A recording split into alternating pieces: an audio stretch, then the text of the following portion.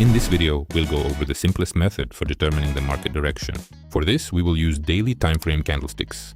Let's assume that this candlestick is still forming and that it will most likely update either the previous day's high or low. Considering that we are moving upwards and the current price is much closer to the previous day's high, it is most likely that this high will be updated. No special knowledge is needed here. When a new candlestick opens, the current day's low becomes our target. That is, tomorrow we will expect the market to decline. On the right, it's the same situation, only the wick of the candles updates the previous day's low. This is a sign of a reversal, and the next day we will expect growth. The target will be the previous day's high. Here are a few more examples. We can see that the candle's wick updates the previous day's high. This is a bearish signal, and the next day we will expect this low to be updated. The next candle breaks through it and closes below. This is a bearish signal, and now at the opening of the new candle, we expect this low to be updated. Here we see the label reversal because the PDL level is taken out only by the wick. Now this high, our key target from the opening of the new candle, is taken out and the price closes above, so the extreme of the new candle becomes our target. The next day, it was also taken out only by the wick, therefore we expect a reversal and an update of this low. This is a primitive way to determine the market direction and identify the targets that the price is aiming for. Now let's break this down on a real chart. The current candle updated the previous day's low but failed to close below it. This is a sign of a reversal, and the next day its high will be our target. The next candle breaks through it and closes above. Therefore, we expect the growth to continue and this high to be updated. The previous day's high is updated but only by the wick. This is a bearish signal, so the current low is our target from the opening of the new candle. Now we see the opposite situation. The day's candle takes out the previous day's low. The next day we expect growth above this high. The growth continues, and the previous day's high is successfully broken with a significant close above. The extreme point is the target for the next day. The price closes above again, so we expect this high to be updated. An inside bar forms, but it doesn't change anything. Our bias remains bullish, but here a sign of reversal appears. The price failed to close above our level. Therefore, the next day we expect a drop to the current lows. It gets updated, but the price does not close below it. The breakout happens only with a wick, therefore this high becomes the next reference point. It is successfully taken out, but from the day's open, there was a downward manipulation during which the previous low was updated, and only after that did the expected growth begin. The breakout happened with a wick, so we remain bearish and expect this low to be updated. The next candle showed a strong move and closed below the previous day's low. Therefore, here is our next target. The PDL level was taken out by a wick, so the next day we expect the current candle's high to be updated. And that was a mistake. The price broke through the previous day's low, so now we expect the decline to continue and for this low to be taken out. An inside bar has formed. We can assume that before the decline continues, its high will likely be taken out first, since the imbalance above it acts as a strong magnet for the price. Its rebalancing will be an excellent opportunity for a short. We can see that the inside bar's low is being updated, and this happens with a wick, which creates a local bullish bias for us. The next day, just so you know, this low is still a relevant target and we will wait for it to be taken out.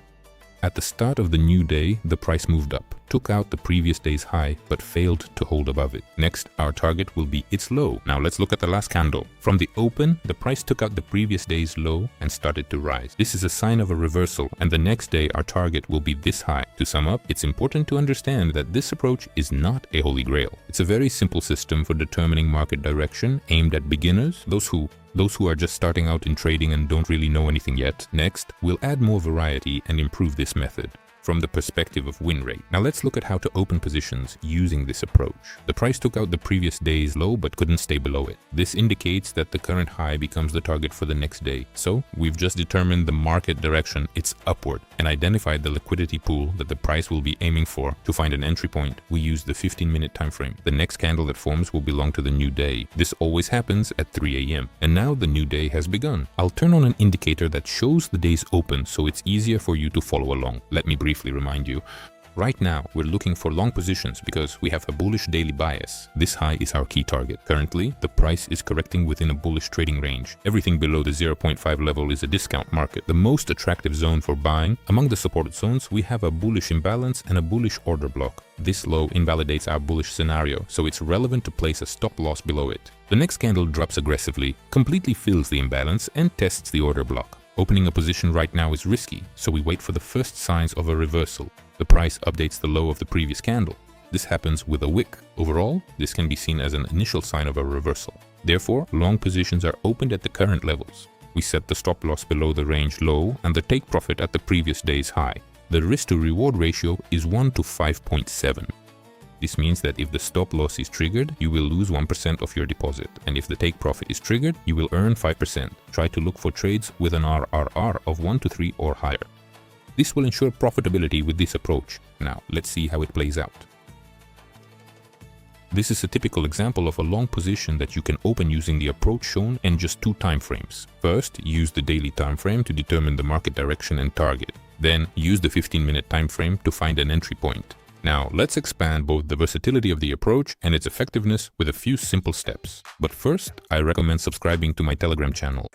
There you'll find my thoughts on the market and daily analytics, as well as a cheat sheet for this video.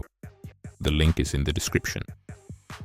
Here are the time frames you can use within this method: year, 6 months, 3 months, month, week, day, 4 hours, hour, and 15 minutes. So here's the abbreviation PCH. It stands for the high of the previous candle. It can refer to the high of the previous year or the high of the previous day. This allows you to apply the approach on any time frame, both in the short term and the long term. I think that settles the question of the approach's versatility. Now let's improve its effectiveness. The first thing to consider is that the PCH should be taken out by a wick, and at the same time the candle body should be red, meaning it closes lower. The second factor. This is the POI, a resistance zone that is tested by the wick. For example, this could be a bearish order block. The third factor is a similar POI zone. In this case, it represents support and is located below the PCL level. This is our price magnet. It will aim not only to take out sell-side liquidity, but also, for example, to rebalance a bullish imbalance. These 3 conditions allow us to determine a reversal to the downside with high probability and to outline the targets for the asset's future valuation. On the right is the bullish scenario. The PCL level is taken out by the wick, the candle body is green, a test of the support zone occurs, and the target becomes the PCH and the area of interest above it. These are our reference points, and here are our 3 factors for growth. As you can see, it's the same approach, but with some simple improvements. They help filter out false signals and as a result, increase the win rate. The last thing we'll cover is swings. Swing high is more important than the PCH, meaning the high of the previous candle. This is considered a swing high because there are 2 closed candles lower on both the left and right sides of it. The swing high is updated by a wick while the candle itself closes lower. This can be interpreted as a bearish signal. The first target will be the low of the current candle. Next is the swing low on the opposite side. What's notable? In this example, the PCH level is broken and the price consolidates above it. For it, this is a bullish signal. If we didn't take swings into account, we would expect the growth to continue and the high to be updated the next day. But that doesn't happen because the swing high is a more significant level. The same principle applies here as with the hierarchy of time frames. The higher the time frame, the more important it is. And within a single time frame, the more obvious the liquidity level, the more significant it is. Bullish example, the swing low is more important than the PCL. We see that the swing low is taken out by the wick of the candle, but when the PCL is taken out, the price consolidates. Below it, nevertheless, we expect a reversal and an upward move. First to the high of the current candle, and then above the opposite swing. That's all for now. These were the simplest methods for determining market direction and setting targets. If you have already studied some concepts, you will easily adapt these approaches and be able to increase their effectiveness. And if you are just starting out, this is an excellent foundation you can rely on. Over time, you will be able to develop everything further and perform much deeper analysis. Good luck!